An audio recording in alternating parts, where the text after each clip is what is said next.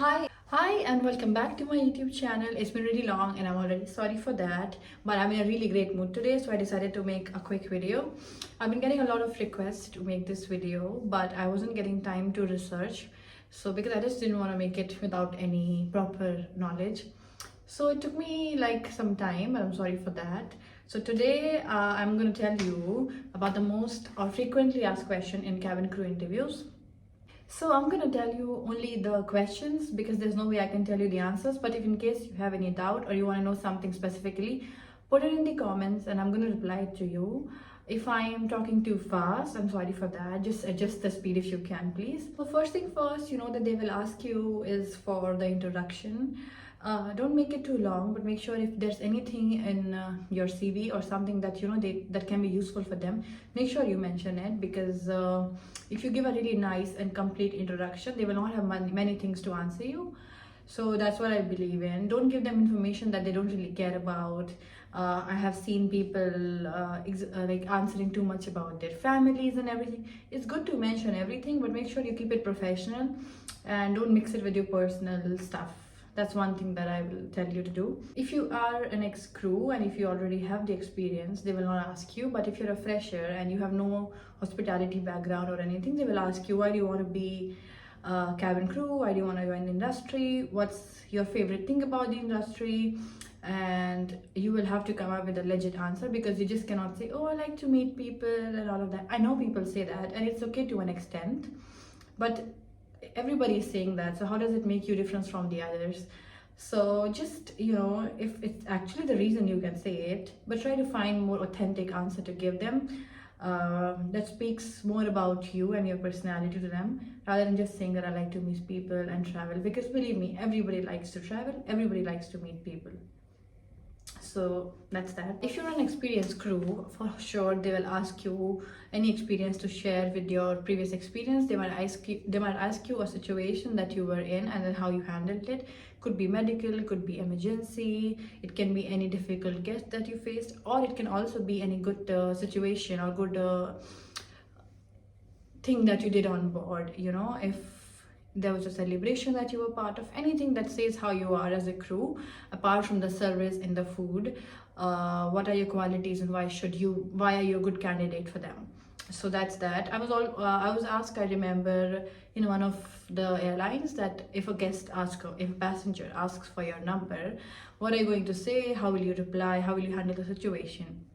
So that is a good example of the questions they can ask you. They can ask you like, how do you deal with challenges? Give an example of the situation, how you overcame it, how did you get into it, or anything around the situation. So it's good to prepare something. I'm not telling you to lie, but just make sure that you know it's believable and you actually did something around it. But don't just say any common thing that somebody got their wrong food or something. Just try to make it more towards guest experience and less towards customer service, if you know what I mean. But both works just fine. One thing that you should know about a cabin crew job is that you're always under pressure, you're always in a rush. Every airline wants to be on time and you play a key role in making that happen.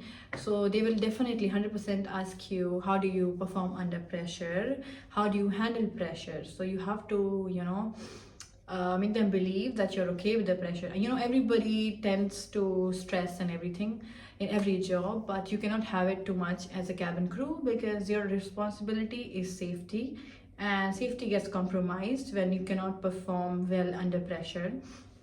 And it doesn't have to be like, you don't have to say, oh yeah, I can handle pressure, blah blah blah. Try to answer with an example where you were in a situation where you were under pressure and you overcame it and how you did it, because that's what I did. I was asked this question and it worked for me just fine. So a lot of airlines have this question mandatory in the interview process where they ask you, are you a team player? How do you work with other people? Do you call yourself introvert or an extrovert?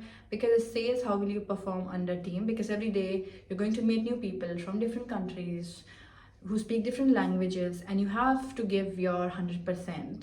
So if you're somebody who cannot deal with like new people or something, believe me, the job is not for you, because even if you become a crew, you're going to be sad the whole time. So they will ask you, are you a team player? Do you do well in a group, or all of that? So more questions that they ask is, they can ask you about your strengths and weaknesses. Don't say that I don't have any weakness, because that's stupid. Nobody ever exists who doesn't have a weakness. But try to answer around the question. I was asked in an interview that what are your weaknesses, and I told them that I tend to procrastinate a lot, which is actually true about me. And I told them that how I overcome it, how I deal with it, because that's directly not related to my job. It cannot affect my job, but it is a weakness that I'm trying to manage. So tell them the weakness, but also tell them how are you dealing with it, how are managing. They can also ask you questions from your previous job, even if it's not aviation. They might ask you, why do you want to switch from a different industry? Why did you leave your job? No, I don't think a lot of people get asked this question, but if you're switching industries, I think it's good to know, good to prepare about that question also, because they might ask. One tip that I would like to tell you that will help you no matter what they ask is, first listen to the whole question completely. Don't just start to answer. Don't listen to just answer immediately. Process the question. Don't try to look smart. Try to look content. I've given a lot of interviews, and no, so far nobody ever asked me about the company that I'm interviewing for. But some of my friends have gotten the question, but I don't think they ask you a lot about the company. But it's good to know. You should know the CEO. You should know if they have any awards or anything that they take pride in. You have to know about the company, because you have to be strong with your research, and it's always good to know. Come on. One more thing. It's actually my favorite question from a company that asked me. I did a virtual interview, and they asked me that what is the one thing that you would like to change in your previous company? Like, was there any shortcomings or anything that you think that you could have done better as a crew if the company had something, or they had this procedure, or like if you could change something about the company's procedures or anything that can make the guest experience better, what would you change? I think I answered it pretty well, because I got the job, but I cannot answer it because everybody's aware of what company I was working in. But like, I made sure that I don't make my previous company look bad, but rather than I show them how I can give ideas on how to improve the guest experience on board. So yeah, that's one of the favorite questions that I was asked. So I think that's it. These are most of the questions that I was asked in all of my interviews. I spoke to a few of my friends who are also crew. So these should be the frequently asked questions in any cabin crew interview.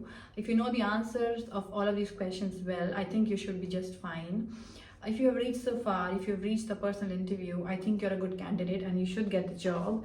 So just don't get nervous and spoil the whole interview for you, because they're looking for confident individuals who can speak well, who can present themselves well.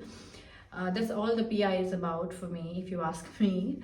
And I think if you're confident, you should be able to answer and handle any question that they throw at you.